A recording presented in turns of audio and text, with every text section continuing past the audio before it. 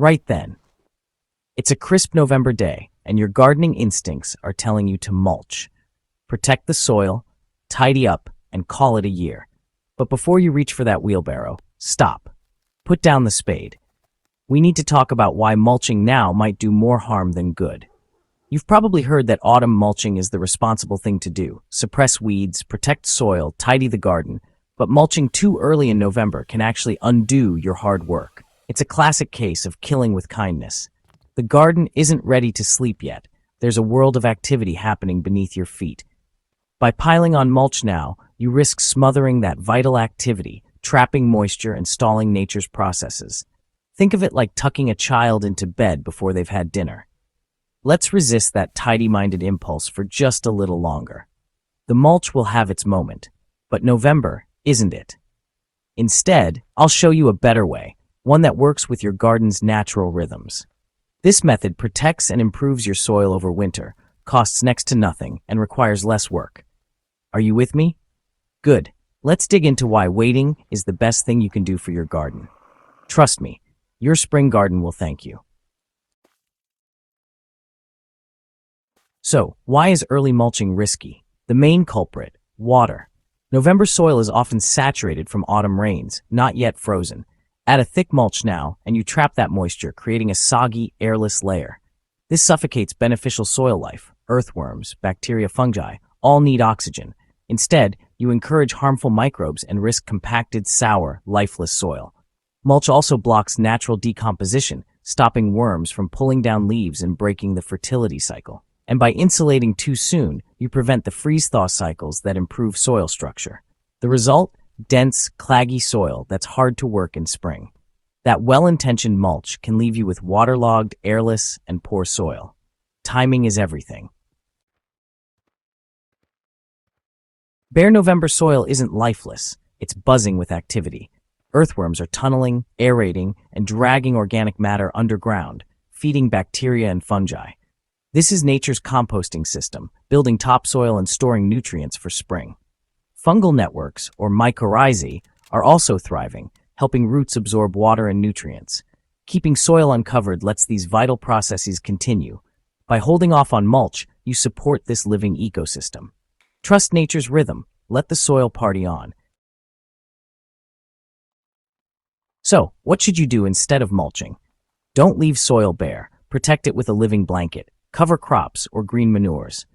These plants shield soil from rain and wind, prevent erosion, and build fertility. Their roots break up compaction and hold nutrients in place. When cut down in spring, they return all those nutrients to the soil. Cover crops turn empty beds into productive living systems, even in winter. It's a simple shift that regenerates your garden and reduces your workload. Work with nature, not against it. This is proper gardening. If you're new to cover crops, start with Winter Rye, Cicale cereale. It's tough, germinates in cold, and is perfect for November sowing. Just rake the soil, scatter seeds densely, rake again, and let nature do the rest. Soon, you'll see a green carpet with deep roots breaking up clay and holding nutrients. Winter Rye scavenges leftover nitrogen, preventing it from washing away. In spring, cut it down and let the clippings mulch the bed. The roots rot, improving structure and drainage. You've protected and enriched your soil, all with minimal effort. Winter Rye is a win-win for winter beds. Let it be your garden's hardy guardian. Meet Crimson Clover, Trifolium incarnatum, the nitrogen fixer. This legume pulls nitrogen from the air, storing it in root nodules with the help of bacteria. Sow it in autumn, rake in the tiny seeds and water. It forms a dense mat, suppressing weeds and feeding the soil. The real magic is underground. Those nodules create free fertilizer for your spring crops. Cut it down before it seeds, and it breaks down quickly, adding organic matter and nitrogen. Leave a few to flower for early pollinators. Crimson clover is beautiful, practical, and a boon for wildlife. It's the clever magician of cover crops. Imagine 2 beds in November. Bed A gets a thick mulch. Bed B is sown with Winter Rye and Crimson Clover. Fast forward to March. Bed A's mulch is soggy, the soil underneath cold, compacted, and lifeless. Worms are scarce. Bed B is lush and green, alive with rye and clover. Cut it down, and the soil beneath is dark, crumbly, and teeming with worms. It's ready for planting, no heavy digging needed. The cover crop bed has improved itself all winter, while the mulched bed needs work.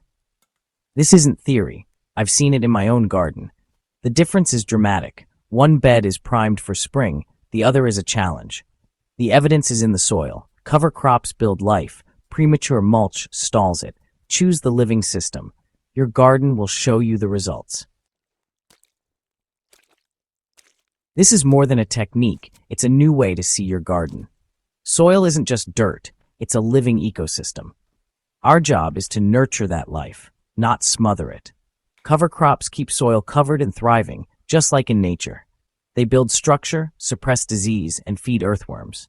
The result? Stronger, more resilient, and productive plants. And less work for you. No more endless digging or mulching at the wrong time. Let nature do the heavy lifting. You become the conductor, not the laborer. Gardening becomes a joyful collaboration. Here's your November challenge. Skip the mulch. Try a cover crop. Buy a small bag of Winter Rye or Crimson Clover, scatter the seeds, and trust the process. Don't worry about perfection. Just experiment and observe. Even a patchy green manure is better than bare soil. Come spring, you'll find vibrant, living soil, soft, crumbly, and full of worms. Your plants will leap into growth, rewarded by your care. Share your results and let's learn together. With this simple act, you'll create healthier soil and a more resilient garden. Now, go enjoy that well-earned cup of tea. Good luck.